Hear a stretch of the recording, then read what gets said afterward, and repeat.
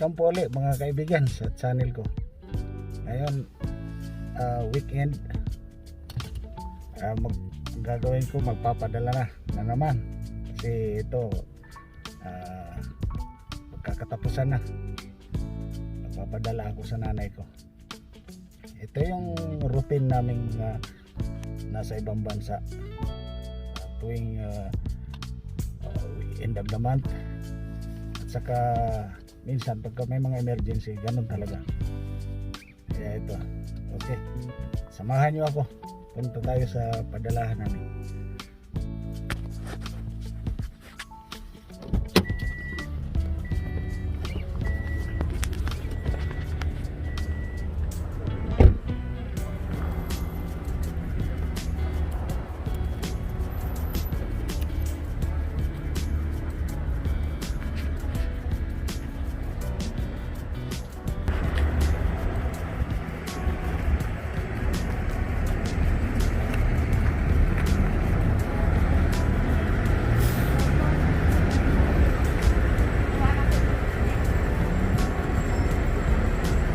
Ito yung famous na lugar kung saan maraming Pilipino dito, maraming mga tindahan ng Filipino needs, at saka yung mga padalahan nandito talaga. Ito yung Victoria Avenue, corner Van Horn, Montreal.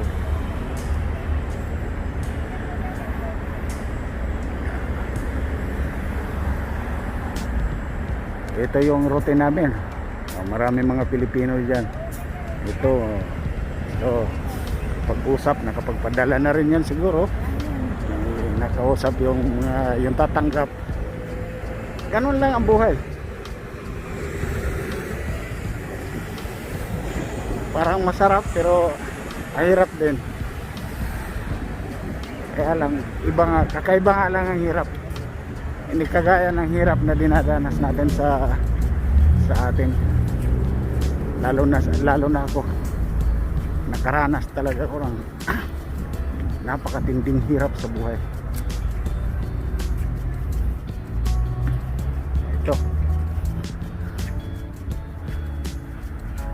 Ito yung Asian store, Asian grocery. Maraming Filipino product dyan, pero parang Vietnamese yata yan. Vietnamese ang mayari.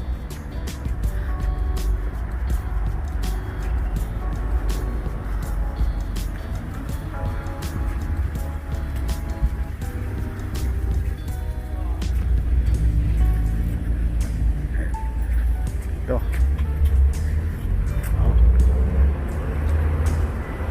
talagang parang Filipino hub talaga ito.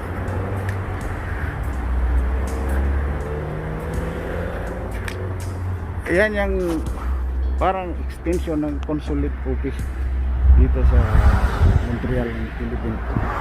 Consulate office. Kaya lang,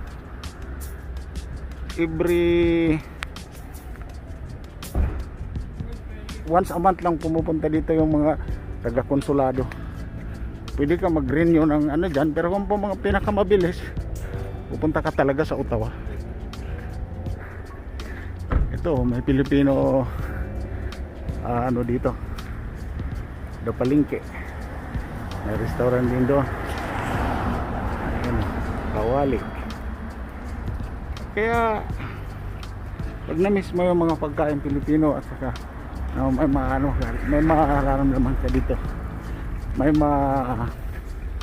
tawag dito, may matatakbuhan ka. Ito, pasok na tayo. Nandito sa taas yung padala.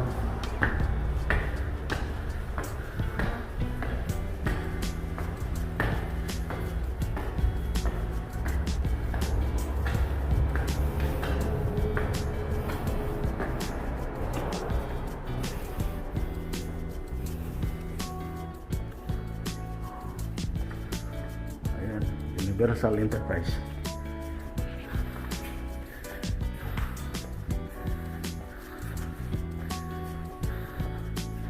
Naku, sarado.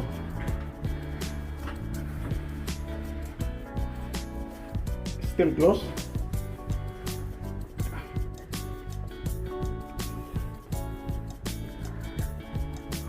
Nako, sarado mga kapatid. Paano ito? Wala talagang.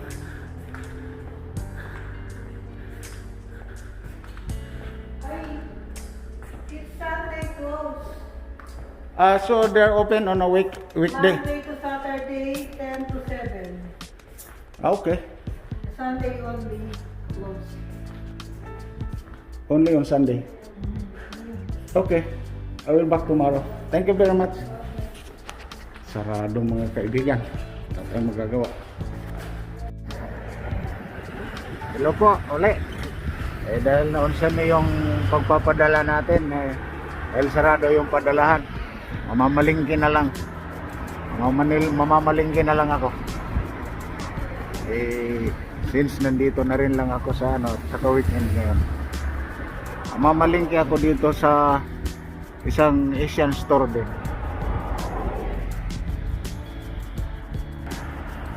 Yan yung pangalan ng tindahan. Ito ay Vietnamese store, pero dito namimili ang mga Pilipino dahil merong isang shelves dyan, isang hanay na puro Filipino product. Ayan. Wala, sarado yung padalahan, kaya sa online na lang ako magpapadala. Mas mabilis pa. Yun, itinaon ko lang kasi dahil nandito na ako.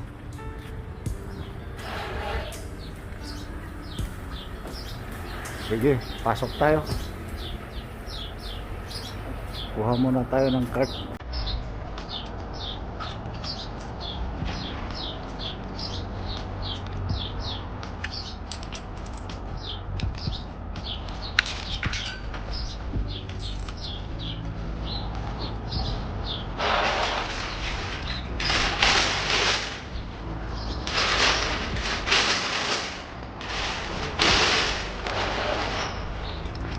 Tigas naman ito. Balik ka. Kaya na ito. Baka malambot na. Ayun.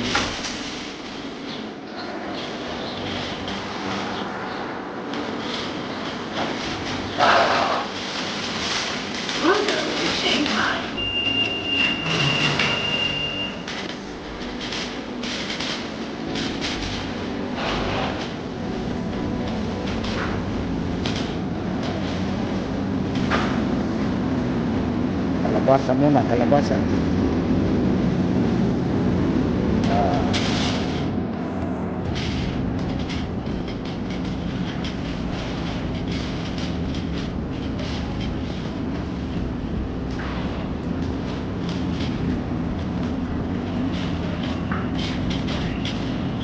Tapos okra. Magkano ba yung kalabasa?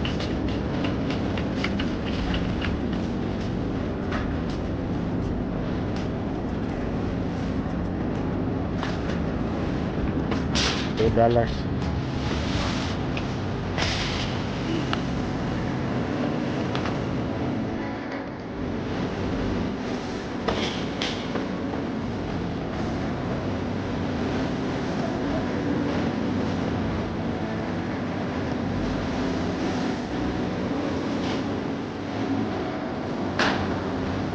Talon.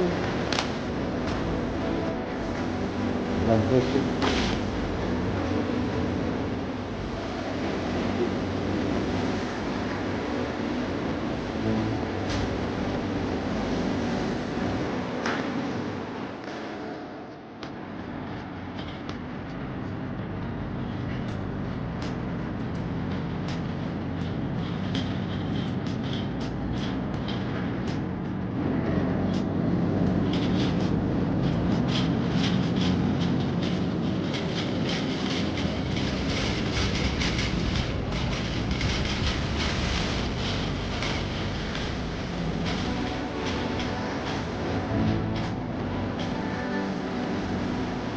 Wala yung kamote na paborito ko.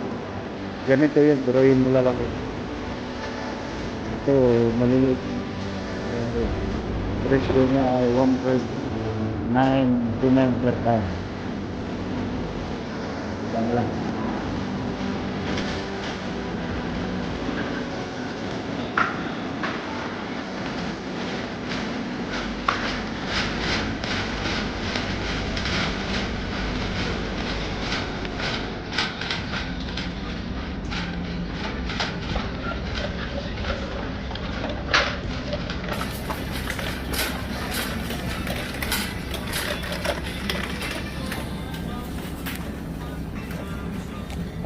Yung bayabas. Yung bayabas na paborito ko.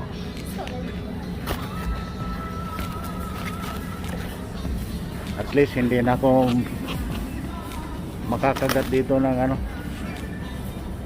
ng putakti pag dati nakakagat ako ng putakti sa mga puno ng bayabas.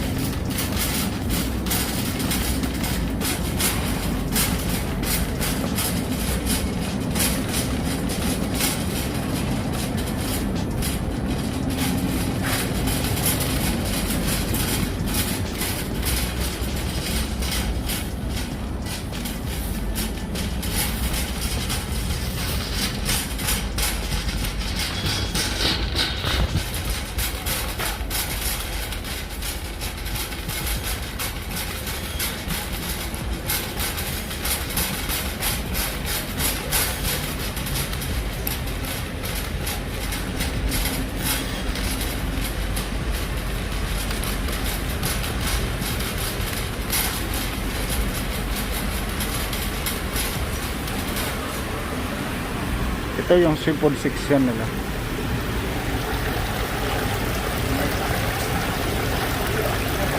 Lobster. Buhay na lobster.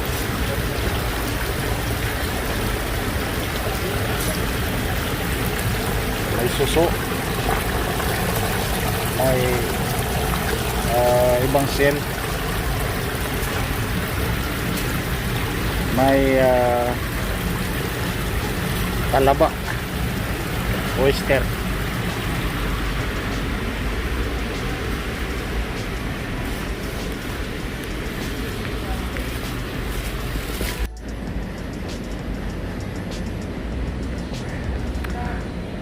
Meron din silang sito dito. Sito. Okay.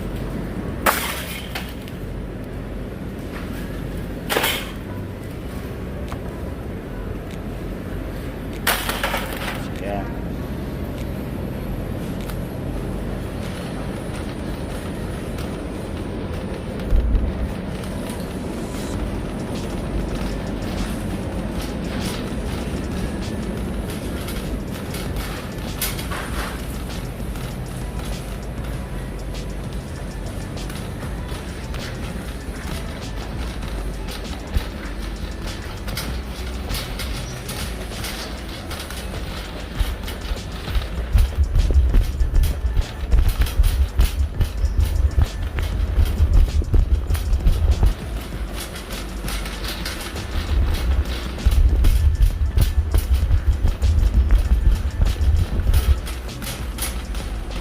Kuha ko ng karne na pang sahog sa gulay ko.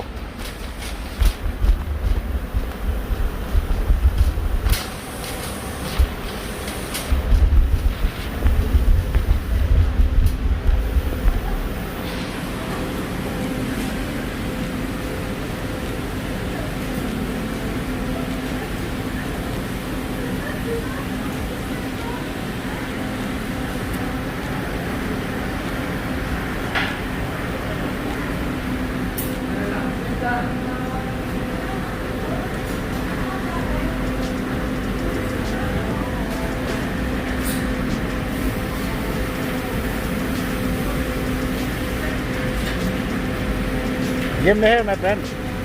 Can I have only one cut? One half of this? No cut, no cut. No cut? You have no display there? No, no. Okay. I just give me one. Here. The small one. That's it. Thank you.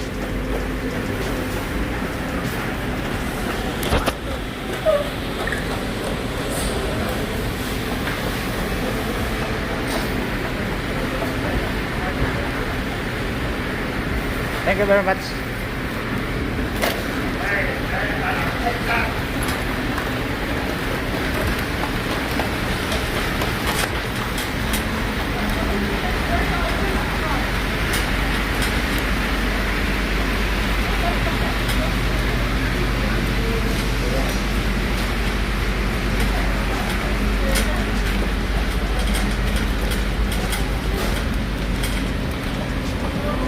Ito yung shelves na sinasabi ko na pang Filipino food.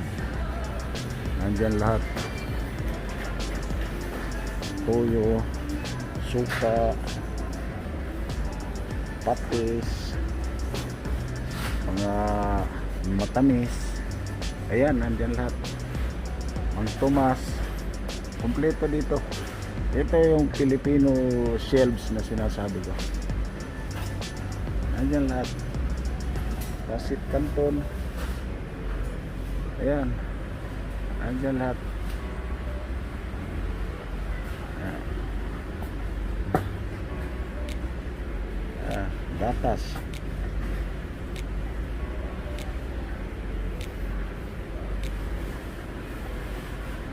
Ayan o.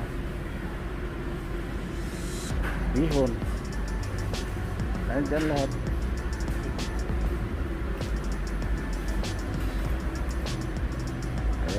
Yan yung Filipino hub na sinasabi ko.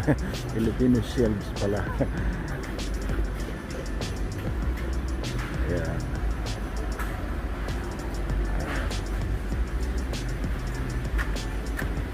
Gusto mo magsigang, meron sila dito. Nandito rin yung paborito nating pangsigang. Ayan. Punta naman tayo doon sa kabila ng shelves na yung sa mga sitsirya. Ito yun, oh. Ayan, Skyflex. Lahat ng paborito natin yung sitsirya nandito. Ayan, Dingdong. Dito lahat yan. Ayan.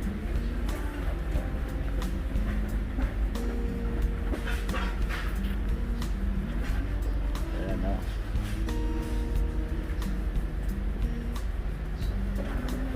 Yatos. Hindi natin, pag na-miss natin yung mga pagkain sa atin, meron tayong mabibili dito. Kaya lang, talagang may kamahalan na. Convert to dollar na eh. Ayan.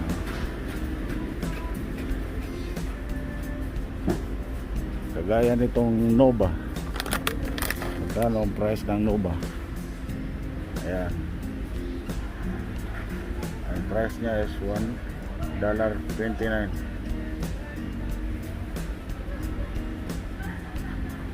Ayan. Ito yun. Manghuan.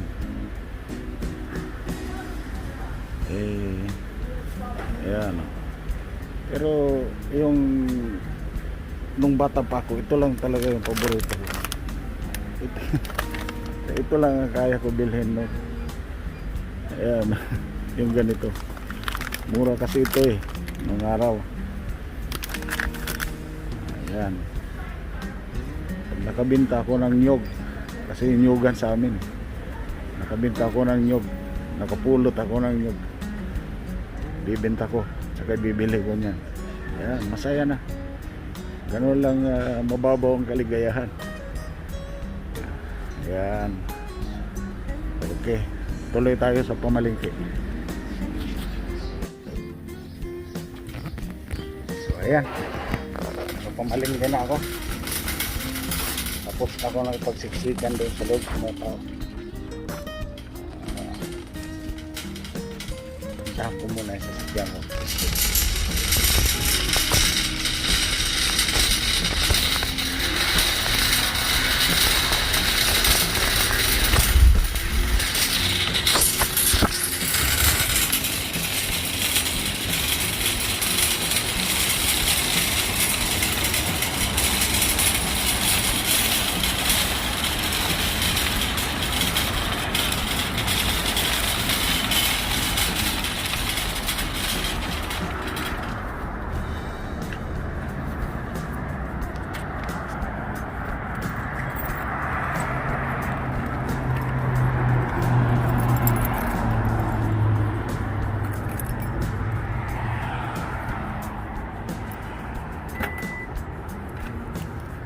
Ito, maraming kalat na naman sa sasakyan. Maraming kalat.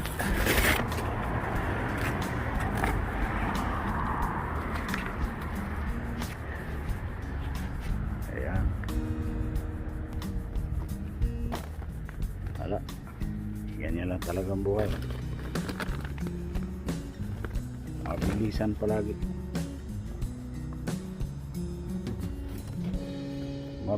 Mabilisan. Dahil papasok ako ng alas 2.